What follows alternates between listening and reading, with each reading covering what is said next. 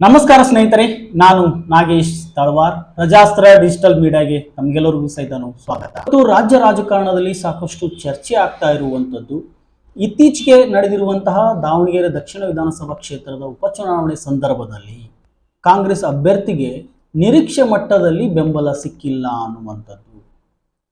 ಅದಕ್ಕೆ ಕಾರಣ ಕಾಂಗ್ರೆಸ್ನಲ್ಲಿರುವಂತಹ ಕೆಲವು ಅಲ್ಪಸಂಖ್ಯಾತ ಸಮುದಾಯದ ನಾಯಕರು ಅಂತೇಳಿ ಕಾಂಗ್ರೆಸ್ ಏನು ಆರೋಪ ಮಾಡ್ತಾ ಇದೆ.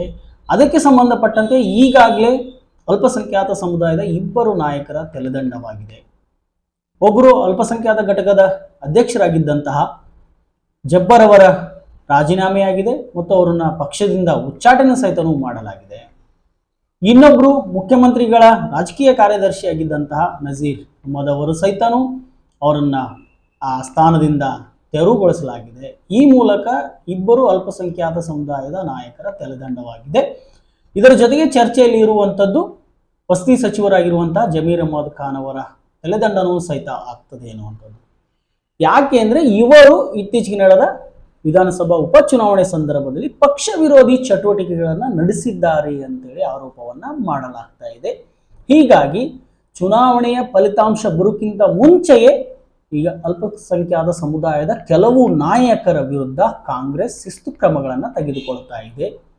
ಇದರ ವಿರುದ್ಧವೂ ಸಹಿತನೂ ಇದೀಗ ಆಕ್ರೋಶ ವ್ಯಕ್ತವಾಗ್ತಾ ಇದೆ.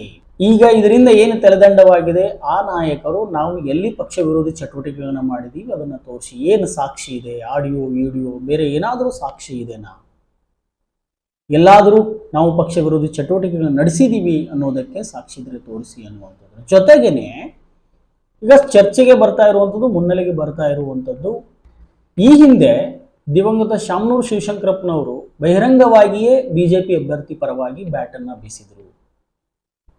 ಒಂದು ಕಾರ್ಯಕ್ರಮದಲ್ಲಿ ಬಹಿರಂಗ ವೇದಿಕೆಯಲ್ಲಿಯೇ ಬಹಿರಂಗವಾಗಿ ಬಿಜೆಪಿಯ ಸಂಸದರಾಗಿರುವಂತಹ BY ರಾಘವೇಂದ್ರ ಅವರ ಪರವಾಗಿ ಬ್ಯಾಟನ್ನು ಬೀಸಿದರು.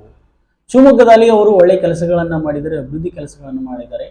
ಇನ್ನೇನು 2 ತಿಂಗಳಲ್ಲಿ ಮತ್ತೆ ಲೋಕಸಭಾ ಚುನಾವಣೆ ಬರುತ್ತೆ. ಆ ಸಂದರ್ಭದಲ್ಲಿ ಅವ್ರನ್ನ ಹೊರತುಪಡಿಸಿ ಬಿಜೆಪಿ ಬೇರೆ ಯಾರಿಗೂ ಟಿಕೆಟ್ ಅನ್ನು ಕೊಡೋದಿಲ್ಲ, ನೀವು ಅವರಿಗೆ ಆಶೀರ್ವಾದ ಮಾಡಬೇಕು, ಗೆಲ್ಲಿಸಬೇಕು ಅನ್ನುವಂಥ ಮಾತುಗಳನ್ನು ಹೇಳಿದರು. ಆ ಸಂದರ್ಭದಲ್ಲಿ ಯಾವೊಬ್ಬ ಕಾಂಗ್ರೆಸ್ ನಾಯಕರು ಹೈಕಮಾಂಡ್ ಸಹಿತ ಅವರ ವಿರುದ್ಧ ಯಾವುದೇ ಶಿಸ್ತು ಕ್ರಮಗಳನ್ನು ತೆಗೆದುಕೊಳ್ಳಲಿಲ್ಲ. ಸ್ವತಃ ಪಕ್ಷದ ಅಧ್ಯಕ್ಷರಾಗಿದ್ದ DK ಶಿವಕುಮಾರ್ ಇರ್ಬೋದು, ಗೃಹ ಸಚಿವರಾಗಿದ್ದಂಥ G ಪರಮೇಶ್ವರ್ ಇರ್ಬೋದು ಸೇರಿದಂತೆ ಎಲ್ಲರೂ ಕೇಳಿದ್ರೆ ಇಲ್ಲ ನಮಗೆ ಗೊತ್ತಿಲ್ಲ, ಅವರು ಯಾವ ಸಂದರ್ಭದಲ್ಲಿ ಹೇಳಿದ್ದಾರೆ, ಯಾವ ಉದ್ದೇಶದಿಂದ ಹೇಳಿದ್ದಾರೆ, ಏನು ಅನ್ನೋದು ನಮಗೆ ಗೊತ್ತಿಲ್ಲ ಅನ್ನುವಂಥ ಮಾತುಗಳನ್ನೇ ಹೇಳಿದ್ರೆ ಹೊರತು ಅವ್ರು ಹೇಳಿದ್ದು ತಪ್ಪು.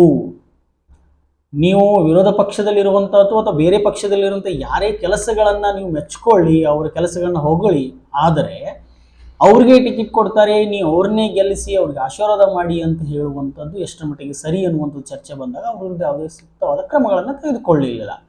ಜೊತೆಗೆ ತಮ್ಮ ಜಾತಿಯ ಅಧಿಕಾರಿಗಳಿಗೆ ಆಯಾ ಕಟ್ಟಿನಲ್ಲಿ ನೀವು ಹುದ್ದೆಗಳನ್ನು ಕೊಡ್ತಾ ಇಲ್ಲ ಅನ್ನುವಂಥ ಆರೋಪವನ್ನು ಸಹಿತ ಮಾಡಿದ್ರು. ಅದಕ್ಕೆ ಸಂಬಂಧಪಟ್ಟ ಸರ್ಕಾರದ ವಿರುದ್ಧ, ಮುಖ್ಯಮಂತ್ರಿಗಳ ವಿರುದ್ಧ ಅವರು ಆಕ್ರೋಶವನ್ನು ವ್ಯಕ್ತಪಡಿಸಿದರು. ಸತತವಾಗಿ ಅವರು ಮುಖ್ಯಮಂತ್ರಿಗಳ ವಿರುದ್ಧ ಮತ್ತು ಸರ್ಕಾರದ ವಿರುದ್ಧ ಮಾತನಾಡಿಕೊಂಡೇ ಬರ್ತಾ ಇದ್ರು. ನಮ್ಮ ಸಮುದಾಯದ ಅಧಿಕಾರಿಗಳನ್ನ ಮೂಲೆ ಗುಂಪು ಮಾಡಲಾಗ್ತಾ ಇದೆ, ಅವರಿಗೆ ಸೂಕ್ತವಾದ ಸ್ಥಾನಮಾನಗಳು, ಒಳ್ಳೆಯದ ಹುದ್ದೆಗಳನ್ನ ಕೊಡ್ತಾ ಇಲ್ಲ, ಆಯಾ ಕಟ್ಟಿನ ಹುದ್ದೆಗಳನ್ನು ಕೊಡ್ತಾ ಇಲ್ಲ ಅನ್ನುವಂಥ ಮಾತನ್ನು ಹೇಳಿದ್ರು.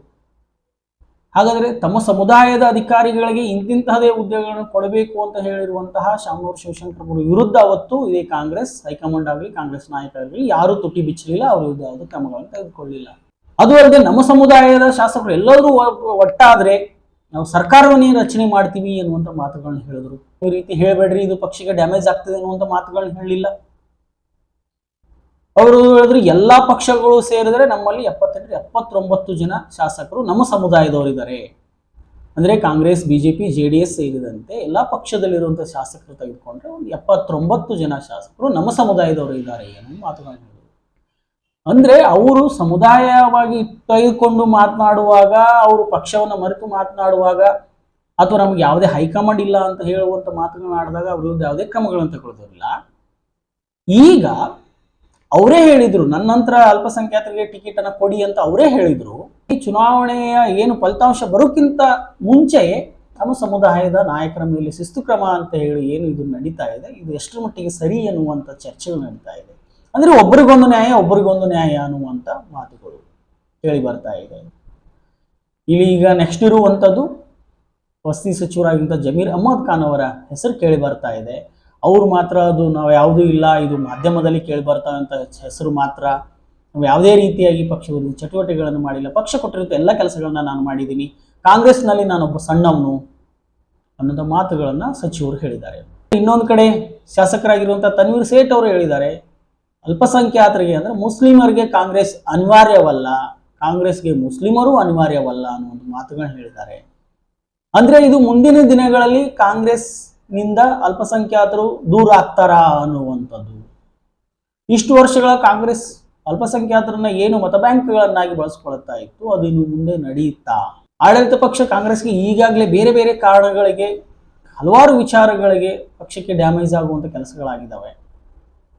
ಈಗ ಅಲ್ಪಸಂಖ್ಯಾತ ಸಮುದಾಯದಿಂದನೂ ಈ ರೀತಿ ಏನು ಮುಂದಿನ ದಿನಗಳಲ್ಲಿ ಅವರ ನಾಯಕರ ವಿರುದ್ಧ ತೆಗೆದುಕೊಳ್ತಾ ಇರುವಂತಹ ಶಿಸ್ತು ಕ್ರಮದ ಹೆಸರಿನಲ್ಲಿ, ಪಕ್ಷ ವಿರೋಧಿ ಚಟುವಟಿಕೆಗಳ ಹೆಸರಿನಲ್ಲಿ ಅವರ ತಲೆದಂಡವೇನಾಗ್ತಾ ಇದೆ, ಅದಕ್ಕೆ ಅವರು ಸಮುದಾಯದಿಂದ ಮುಂದಿನ ದಿನಗಳಲ್ಲಿ ಕಾಂಗ್ರೆಸ್ಗೆ ತಕ್ಕ ಉತ್ತರ ಕೊಡುವಂಥ ಕೆಲಸಗಳೇನಾದರೂ ಆಗುತ್ತಾ, ಅಥವಾ ಇದೇ ಉಪಚುನಾವಣೆಯಲ್ಲಿ ಏನಾದರೂ ಕಾಂಗ್ರೆಸ್ಗೆ ಹಿನ್ನಡೆ ಆದರೆ ಅದು ಕಾಂಗ್ರೆಸ್ ಸರ್ಕಾರ, ಕಾಂಗ್ರೆಸ್ ಹೈಕಮಾಂಡ್ ಅಲ್ಪಸಂಖ್ಯಾತ ಸಮುದಾಯವನ್ನು ಕಡೆಗಣಿಸಿ ಈಗಾಗಲೇ ಮನೆಯಲ್ಲಿ ತಂದೆ ಸಚಿವರಿದ್ದಾರೆ, ತಾಯಿ ಸಂಸದರಿದ್ದಾರೆ, ಇದ್ರೂ ಸಹಿತ ಮಗನಿಗೆ ಟಿಕೆಟ್ ಕೊಟ್ಟಿದ್ದಾರೆ ಎನ್ನುವಂಥದ್ದು ಏನು ದೊಡ್ಡ ಚರ್ಚೆ ಆಯಿತು, ಅದಕ್ಕೆ ಏನಾದರೂ ತಮ್ಮ ಮತದಾನದ ಹಕ್ಕಿನ ಮೂಲಕ ಕಾಂಗ್ರೆಸ್ ಸರ್ಕಾರಕ್ಕೆ ಉತ್ತರವನ್ನು ಕೊಟ್ಟಿರ್ತಾರಾ ಅನ್ನುವಂಥದ್ದು ಮುಂದಿನ ಫಲಿತಾಂಶದಲ್ಲಿ ತಿಳಿದು ಬರ್ತದೆ.